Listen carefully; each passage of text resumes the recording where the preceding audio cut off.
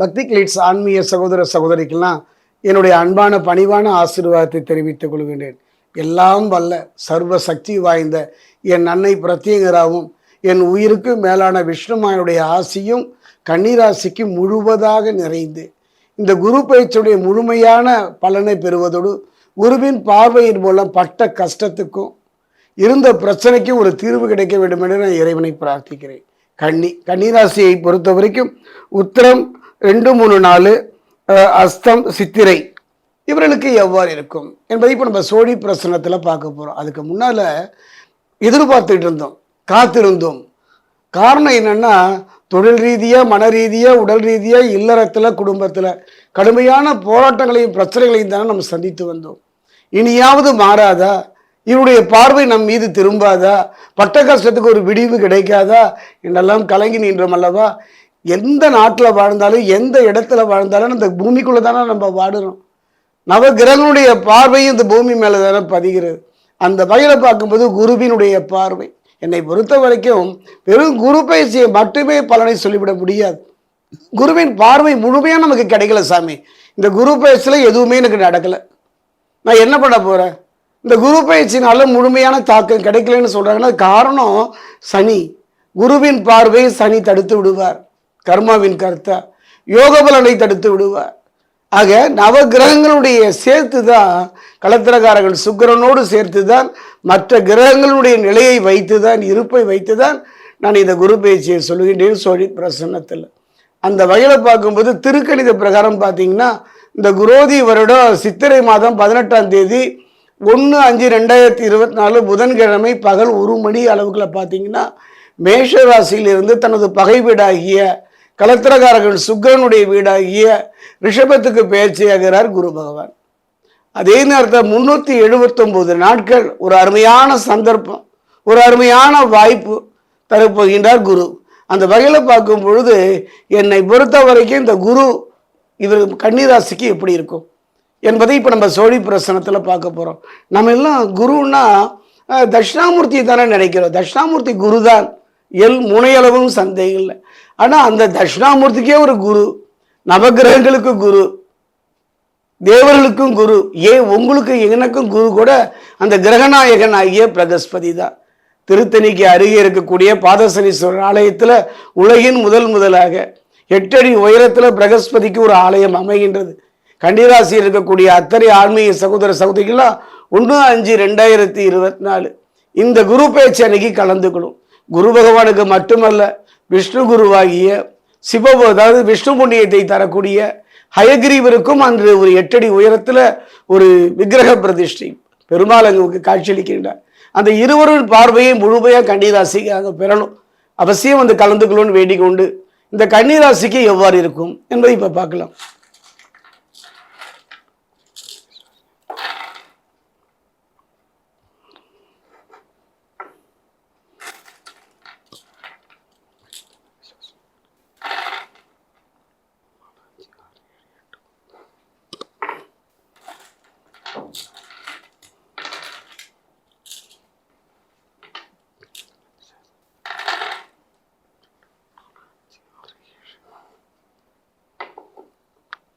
கன்னிராசி ஆன்மீக சகோதர சகோதரிகளே, குரு பகவானை பொறுத்த வரைக்கும் ஒரு நல்ல ஒரு மாற்றத்தை, ஒரு நல்ல ஒரு ஏற்றத்தை, ஒரு மங்களகரமான நிகழ்வைத்தான் தரப்போகிறார் என்றுதான் இந்த சோழி பிரசனம் சொல்கின்றது.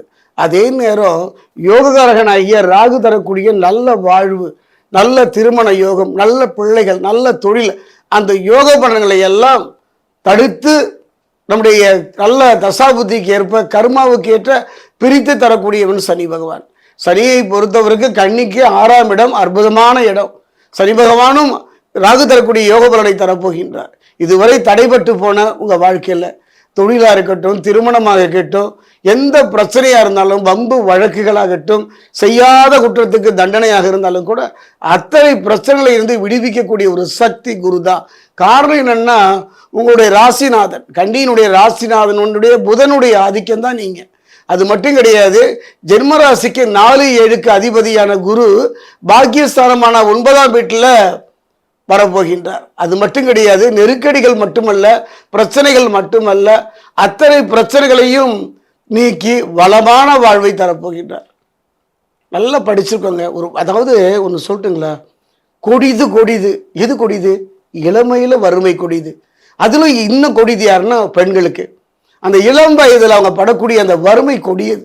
அந்த கொடிதான அந்த வறுமையை நீக்கி வளமான வாழ்வை குரு பகவான் கன்னிராசிக்கு தரப்போகின்றார். சிரமற்ற நிலை, மதிமேல் பூனை, பலமா இடமா நேரா என்று குழம்பிய மனநிலைக்கு மனோகரகன் சந்திரனுடைய ஆதிக்கத்தில் இருந்து நீங்க இனி விடுபட போகின்றீர்கள்.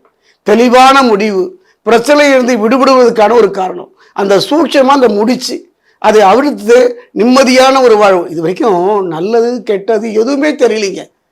பாம்புக்கு பால் வார்த்து விட்டீர்கள். அந்த வகையில் கொத்துதுன்னா எதை வளர்க்கணுமோ அதை வளர்க்கணும். அதை வளர்க்காம தவறான பாதகத்தை தரக்கூடியவர்களுக்கு பழகிட்டீங்க. அது இப்போ உங்களுக்கு பாதகமாக இருக்கின்றது. அதிலிருந்து விடப்பட போகின்றீர்கள். என்றோ எப்பொழுதோ செய்த தவறு அது இன்று பூதகரமாக நின்று உங்களை பயமுறுத்துகிறதா? அதையெல்லாம் இந்த குரு பகவான் நீக்கி நிம்மதி தரப்போகின்றார். இன்னும் சொல்ல போனால் குருவினுடைய பார்வை ஜென்மராசிக்கு 1, 3, 5 ஆகிய இடங்களை பார்ப்பதனால சகல சௌபாக்கியங்களையும் பெறுவீர்கள். இந்த சகல சௌபாக்கியம் சரிதாங்க. அது என்னங்க சகல சௌபாக்கியம்? தொழிலில், குடும்பத்தில், வாழ்க்கையில், பிள்ளைகளுடைய திருமண தடை, பிள்ளைகளுடைய கல்வி, அதிலிருந்துலாம் விடுபட்டு நிம்மதியான ஒரு வாழ்வு. இது வரைக்கும் இந்த தடைகளிலிருந்து விடுபடக்கூடிய ஒரு அற்புதமான சந்தர்ப்பத்தை குருவினுடைய பார்வை எங்க பதியுது? 1, 3, 5 அதை பார்ப்பதன் மூலமாக சகல சௌபாக்கியங்களையும் ஒரு நிம்மதியையும் பெறக்கூடிய அருமையான ஒரு நிலையை பெறப்போகின்றீர்கள். அது மட்டும் கிடையாது, சனி பகவானை பொறுத்த வரைக்கும் சொன்னேன் அல்லவா, ராசிக்கு 6ல் இருப்பதனால நீங்க எந்த வேலை செஞ்சாலும் சரி அதுல இருந்து வந்த தடைகளும் பிரச்சனைகளும் படிப்படியாக குறையும். ஒரு ரகசியம் சொல்றாங்க, சனி பகவான் தான் 1000 குரு பேச்சு நமக்கு இருந்தாலும் கூட ஒரு மனிதனை உயர்த்தி உட்கார வைத்து அழகு பார்க்கின்ற ஒரு சக்தி சனி பகவான் தான். அதனால தானே நான் திருத்தணிக்கு பக்கத்தில் பாதசனீஸ்வரர் ஆலயம் அமைத்து அவரோடு கூடிய குரு பகவானுடைய ஆலயத்தையும் அமைத்திருக்கின்றேன். காரணம், அந்த சனி பகவானை பொறுத்த வரைக்கும் இது வரைக்கும் அவருக்கு நிறைய நல்லது தான் பண்ணாரு, நல்ல சந்தர்ப்பத்தை தான் கொடுத்தாரு, பயன்படுத்த முடியல. ஏனோ அதை விட்டு நான் விலகி விட்டோம். வாய்ப்பை தவற விட்டீர்கள். இனி கவலைப்பட வேண்டாம். காரணம் 1, 3, 5 சிறப்பு பார்வையாக குருவின் பார்வை பதிவதும் 6ஆம் இடத்துல சனி இருப்பதும் அற்புதமான மாற்றம். ஒரு நல்ல சந்தர்ப்பம். 379 நாட்கள் ஒரு மனிதனுடைய வாய்ப்பு க்ஷணம் போதுங்க. இமைப்பொழுதுல வாய்ப்பு கிடைத்தால் அதை பற்றி கொண்டு அரசியலை பார்க்குறோம் இல்ல, சராசரி நிலையில் இருந்தவர் ஒரு மிகப்பெரிய அதிகாரத்தை கைப்பற்றினார், அதை பார்க்குறல்ல, அதுதான் சந்தர்ப்பம், சூழ்நிலை. அதை பயன்படுத்தி இன்னைக்கு ஒரு உன்னதமான நிலையை அடைந்து விட்டார் அல்லவா, தன்னுடைய கட்டுப்பாட்டில் வச்சுக்கிட்டார் இல்லையா, அப்படிப்பட்ட ஒரு சூழ்நிலை. அது மட்டும் கிடையாது, எதிர்பாராத திடீர் திருப்பங்களும் மாற்றங்களையும் அந்த மாற்றங்கள் நல்ல விதமாக அமைகின்ற சூழ்நிலையை குரு பகவான் அமைத்து தருவார். அது மட்டும் கிடையாது, சனி பகவானை பொறுத்தவரைக்கும் 6ஆம் வீட்டிலே தொடர்பதனால பிரச்சனைகளை எதிர்கொள்ளும் ஆற்றல் பிறக்கும். இந்த 6ஆம் வீட்டில் சனி பகவான் இருப்பது என்னன்னா, எந்த பிரச்சனை வந்தாலும் தலைக்கு மேலே வெள்ளம் போனால் ஜானிடம் உடம் என்ன, தன்னை நம்பும் தைரியம் இருந்தால் நாளென்ன பொழுது என்ன என்று அற்புதமான ஒரு தைரியமும் தன்னம்பிக்கை குறிப்பாக பெண்களுக்கு பிறக்கும். கணவன் மனைவிக்குள்ளே இருந்த பிரச்சனையை அவங்களே தீர்ப்பாங்க. அந்த பெண்ணே உட்கார்ந்து தீர்ப்பார்கள், அனுசரித்து போவார்கள். 1000 பிரச்சனைகள் வந்தாலும் கணவன் மனைவிக்குள்ள 3வது மனிதன் தலையீடு இருந்தாலும் அதை மாற்றுகின்ற வல்லமே இது வரைக்கும் பெண்கள் தாங்க. கன்னிராசியில் இருக்கக்கூடிய பெண்களுடைய கண்ணீரை துடைக்கின்ற, கவலையை மாற்றுகின்ற ஒரு அற்புதமான பயிற்சி தான் இந்த 1, 3, 5 குருவின் பார்வை. அதே நேரத்தில் சனி இருக்கின்ற இடமும் ஒரு அற்புதம் என்று கூறுவேன். அந்த வகையில் பார்க்கும் பொழுது குருவை பொறுத்த வரைக்கும் 9ல் அமர்வதனால குடும்பத்தில் இது வரைக்கும் நிலவுவத குழப்பம், பிரச்சனை எல்லாம் படிப்படியாக குறையும். குடும்பத்தில் ஒரு சுகமான ஒரு சந்தோஷமான நிகழ்வு நடக்கும். நீங்கள் செய்ய வேண்டியது ஒன்று தான். திரும்பவும் சொல்கின்றேன், காரணம் என்னுடைய கோவிலாக இருந்தாலும் அது நம்முடைய கோவில் தான்.